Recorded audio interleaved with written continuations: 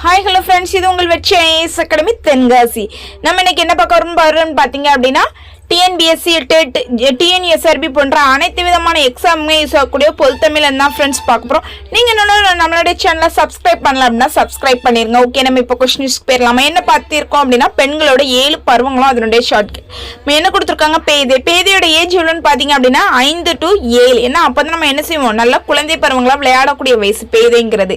பேதை அப்படின்னா நம்ம குழந்தை பருவங்கள். பெரும்பே அப்படின்னா 8 to 11.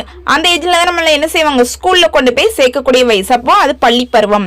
மங்கை அப்படின்னா 12 to 13. ஒரு 8ஆம் கிளாஸ் முடிச்சுட்டு அடுத்து என்ன செய்வாங்க, 9th 10th வேற ஸ்கூலுக்கு சேர்ப்பாங்களா, அந்த மாதிரி ஞாபகம். மடந்தை 14 to 19. 10th முடிச்சிருக்கா பாலிடெக்னிக்ல சேர்ப்பாங்க. 12th முடிச்சுட்டும் 17 ஏஜ்ல என்ன செஞ்சிருவாங்க, நம்மள காலேஜ்ல சேர்த்துருவாங்க. அந்த ஏஜ் வரக்கூடியது.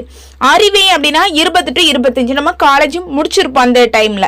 அடுத்து தெரிவை, நம்ம படித்ததுனால நம்மளோட அறிவு என்ன செஞ்சிடும், நல்லா தெளிவடைந்து விடும்.